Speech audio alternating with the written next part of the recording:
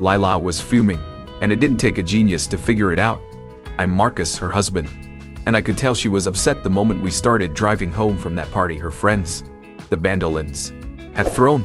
She shifted as far away from me as the car seat allowed, and the silence between us was so thick, it felt like it could sour milk. Why was she so mad? Well, if I'm honest, I probably deserved it. I had completely ruined her night, and yeah, I felt awful for embarrassing her, my wife of 10 years, and the mother of our 3 kids. It was a stupid mistake. But what happened? What did I do that was so bad?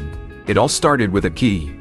You see, the Bandolins are known for their wild parties, and this one turned out to be wilder than I'd imagined. Lila had managed to snag us an invite through some friend of a friend, and while I wasn't exactly excited to go, she was thrilled. She never mentioned one critical detail though, a detail that would have stopped me from walking through their front door. At this party, there was a game. All the wives were supposed to toss their house keys into a bowl, and the husbands would blindly pick one out. The key they picked determined who they spend the night with in the master suite for some very not-so-innocent fun. As the party wound down, it dawned on me what was about to happen, and I froze. My stomach churned, and anger surged through me like I'd never felt before. I grabbed Lila's arm and pulled her into the kitchen, trying to keep my voice low but firm. "Did you know this was part of the party?" I asked, barely containing my frustration. "Yes, and you didn't think to tell me." "No, because I knew you wouldn't come if you knew." "You're damn right I wouldn't have agreed. And I always have a choice, Lila. We're leaving. We can't just leave now. That would be rude. And you'll embarrass me in front of everyone. It's only one night. It'll add some excitement to our marriage." "I don't need that kind of excitement," I snapped. "Well, I do." She shot back, her voice rising. "I need this, Marcus. I want to feel like more than just a wife and mom for once. It's one night, and it's not like it'll happen again. Besides, I already put our key in the bowl. We can back out now." "No way," I said, my voice firm as I grabbed her arm again and dragged her back to the living room. The guests were gathered around the infamous bowl, laughing and ready to make their picks. Lila tried to resist, but I didn't let go. "I wasn't told about this part of the party," I announced loudly, making sure everyone heard me. "I'm not sharing my wife with anyone, and I'm certainly not participating in this." I sifted through the bowl until I found our key, the one with the red plastic cover. Holding it up, I faced the room. "I don't believe in cheating, and my wedding vows mean everything to me. You've got a choice right here, right now. Either come home with me and leave this madness behind, or stay and don't bother coming back. I'm sorry for my husband's behavior. I'd love to stay, but given the circumstances, I suppose I'd better go." "You're so selfish," she yelled. "How could you humiliate me like that? We'll never be invited to one of their parties again." "Humiliate me? How about the fact that you embarrassed me by not telling me your plan to hook up with some stranger tonight? You would have been with someone else too," she shot back. "It's just one night. We both could have had fun. I don't want to be with another woman, Lila. That's something I reserved for you.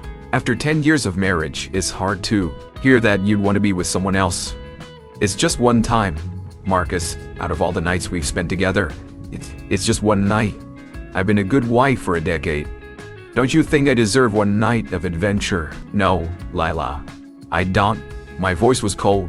"Now, if this meant so much to you, why didn't you tell me before? Why ambush me like this? Because I knew you'd react like this? I've been looking forward to this for weeks, Marcus. I just wanted to feel something different, to be admired, to have fun. It's not like I don't love you, Lila. We can't go back like this. I need you there too. We're both supposed to participate. I told you already, I'm not doing this. I've never cheated on you, Lila. And I'm not starting now. Not until this marriage is over." "What does that mean?" Lila asked, her voice sharp but uncertain. "It means exactly what I said," I replied, staring straight ahead. "This is your decision now. If this is what you want, then go ahead. Join your unfaithful friends in their little game. I'm sure they'll be thrilled to have someone as stunning as you join in, even if your husband isn't on board. Would you pick me up in the morning, Marcus?" "Not a chance," I said, my voice like ice. "I'm sure your new partner will be happy to give you a ride after the two of you spend the night together." "You're twisting this into something awful," she said, her voice trembling. "It's not like that, Marcus. He won't be my lover. just someone I'll be close to for one night. You're still the only man I love. I let out a bitter laugh. You really expect me to believe that? You can't claim to love me and still go through with this. Let me ask you something. Do you just want a new man to touch you? Is that what this is about? That's not fair, Marcus, she said, avoiding my eyes. You know I'm careful. I'm on birth control, so it's not like I'll get pregnant. It's just one night, something different, something exciting. Haven't you ever wondered what it would feel like? A fresh experience, new sensations. It could even spark something between us. Enjoy your fresh experience, Lila, I said, my voice low and cold. But I hope you realize exactly what you're doing. It's just one night, Marcus, she said, almost pleading now. It's not too much to ask. One night is too much, I shot back. We're supposed to have the rest of our lives together. But if you go through with this, there wouldn't be you're being ridiculous, she snapped. Don't let this ruin everything. Just need this one night to feel something different. And you can't stop me. Tomorrow morning, I'll be back. I'll make everything right. You'll see. No, Lila, I said firmly. Tomorrow morning, you'll just be part of my past. Once you let another man take what I thought was mine alone, I won't want you anymore. Don't be dramatic, she said, rolling her eyes. I belong to you, Marcus, and you know it. You want me, probably even more. I'll make sure of it. I stared at her, hardly believing the words coming out of her mouth. You're so blind, Lila. I never realized how naive you really are. That seemed to take her by surprise. But she didn't argue. Said, she opened the car door and stepped out. See you tomorrow, Marcus, she said casually, like this was just another minor argument. I sat there for a moment, watching her through the passenger window as she stood on the sidewalk, stunned and unsure of herself. Her mouth hung open, slightly, and she didn't move as I hit the gas and sped away, leaving a streak of tire marks down the block. In the rearview mirror, I could still see her standing there, frozen in place, as I turned the corner and disappeared from view. For a brief moment, I hoped she'd call, admit she was wrong, beg me to come back and get her, but as the minutes passed, it became clear that wasn't going to happen.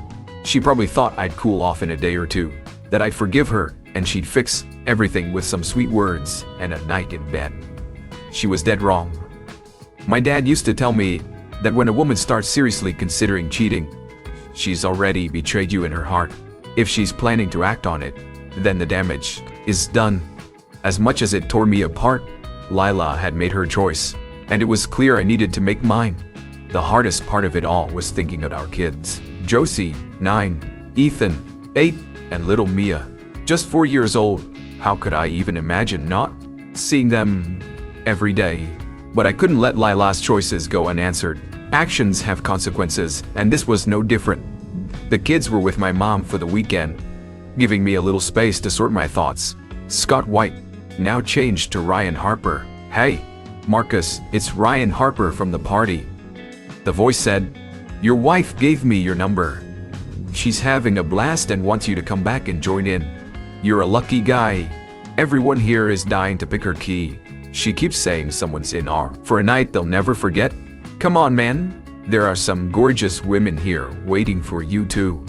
Go to hell, Ryan, I said through gritted teeth, and take everyone at that party with you, including my unfaithful wife. I hope you all get exactly what you deserve.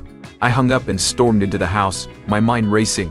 Within 20 minutes, I had 2 suitcases packed with enough clothes to last a couple of weeks. I grabbed my toy trees, loaded everything into the car, slammed the trunk shut. I found our marriage license in the drawer, stared at it for a long moment, and then tore it into shreds. It felt symbolic, like destroying a lie I had been living for far too long. Next, I grabbed my wedding ring for far too long, placed it on the counter, and swung a hammer down on it with everything I had. It took several hits, but eventually, the one solid band of gold was a broken, twisted mess. I gathered the fragments and left them on Lila's pillow as a final message. Then, I locked the door, got in my car, and drove off without a destination in mind. At first, I thought about finding a motel a few miles out of the city, but something drew me back toward the Bandolin's house. As I approached, I noticed that some cars had already left while a few couples were still outside, laughing and pairing off for their so-called adventures. I didn't see Lila anywhere, which could only mean one thing. She had already left with her new partner. Or worse, was upstairs with Mr. Bandolin himself. Disgusted, I drove on until I reached the next town over and found a cheap motel. It wasn't much to look at, but the parking was tucked away in the back, hidden from view. That worked perfectly for me. I didn't want anyone finding me, not that they'd bother to look. After parking, I walked to a nearby bar to clear my head. Marcus, you're being so dramatic about this. I don't understand why you're making such a big deal. Ryan told me what you said to him, and honestly, it was uncalled for. I've told you a million times, it's just one night. I'm not doing anything wrong. I'm just trying something new with someone else, and that doesn't make me a bad person. I promise, even if me a bad person, I'm a little sore tomorrow, I'll make it up to you.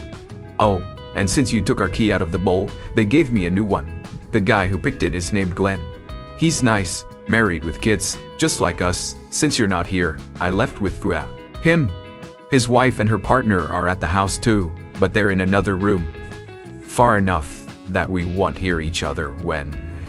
Well, you know, Marcus, I know you're upset, but I promise this won't change anything between us. Glenn and I are keeping it simple, just regular stuff, nothing you and I haven't done before. He'll drop me off tomorrow, and I'll make sure everything's back to normal when I get home. Sweet dreams, babe, love you. Shut up, Lila, I interrupted. My voice, I see. This might be the last time you hear from me, so listen carefully. You have no idea what you've done, but you'll find out soon enough. Enjoy your night with Glenn, because the consequences of your actions are going to be worse than you can imagine. Once Glenn lays a hand on you, our marriage is over. Do you hear me? It's over. I never thought I'd say this, but I hate you now more than I ever loved you, and I can't wait to be free of you.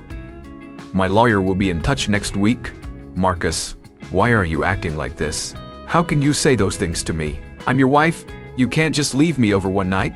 Glenn and I just started, and now you're ruining it for me. I don't even know if I can enjoy this anymore. We're not getting divorced. I'll be home tomorrow and we'll talk. I would come home now, but I promised Glenn I'd stay. Please, Marcus, understand. I have to do this. He got my key, and I told him I'd be his partner tonight. He really wants me, and, well, I want him too. A one is ready, so I have to go. I love you, Marcus. I always will. Please don't say our marriage is over because of this. Her voice dropped to a whisper. Oh, Red. Yes, this is my night. Lila, it's clear Glenn is already with you, and you're enjoying it. Go ahead and have your night. Relish those new sensations you're so eager for. But know this, you've broken my heart, and I will never forgive you. It's funny how you can keep your promise to a stranger, but you couldn't keep the vows you made to the man who's loved you for over a decade. I don't even recognize you anymore. No, you won't see me tomorrow. You might never see me again, but you will hear from my lawyer. I'm filing for divorce, and I'll make sure your infidelity is front and center. From this moment on, you're free to sleep with any man you want, but you'll never have me again. Marcus, please, answer the phone. Talk to me. What do you mean you might never see me again? Divorce papers. You can't leave me. We have 3 beautiful kids who need both of us. Why did you tear up our marriage license? Why did you crush your wedding ring? I gave you that ring on our wedding day, and you promised to wear it forever. As a symbol of our love, Marcus. I know you're upset, but I never thought you'd take it this far. I love you. I always have. But I needed that special night. With Glenn. It made me feel alive again. Young again. I had forgotten how exciting it is to laugh and scream at the same time. But as incredible as last night was, you're the only man for me. I know how to fix this, Marcus. I know how to make it up to you and heal the hurt. Please, come home so I can show you how much I love you. Marcus, it was just one night. I just wanted to feel desired again, to feel wanted. Glenn made me feel beautiful, and it felt amazing. But you and the kids, you're everything to me. It was just an act, Marcus. Oh, God, we were only intimate. That's all, Marcus. We just did it. What do you want, Lila? I asked, cutting to the point. What do you think I want, Marcus? She said, her voice trembling with tears. I want my husband back. I want you to come home where you belong. Unfortunately for you, I said, my tone firm. Your little fling with Glenn made it impossible for me to come back home. She burst into sobs. Don't say that, Marcus. Don't you dare. It was just one night. After 10 years, that can't possibly be enough for a divorce. I disagree, I said sharply. According to Mississippi law, having relations with someone other than your spouse is considered adultery, and Glenn definitely did that with you. Her crying intensified. Why are you being so cruel, Marcus? I love you. All Glenn did was be intimate with me a few times. It was just a whim. A whim. My mistake, Lila. I shot back, my voice dripping with sarcasm. I must have misunderstood that being intimate outside of marriage isn't adultery. Could I have gotten that wrong? Let it go, Lila, I said, my voice cold and final. It's done. I warned you repeatedly not to do this, but you went ahead anyway. Now, you'll have to deal with the consequences. And trust me, your troubles are just beginning. Marcus, please. Goodbye, Lila. And have a miserable life. I hung up, my heart heavy with conflicting emotions. The hardest part was that I still had feelings for her. Stand a chance.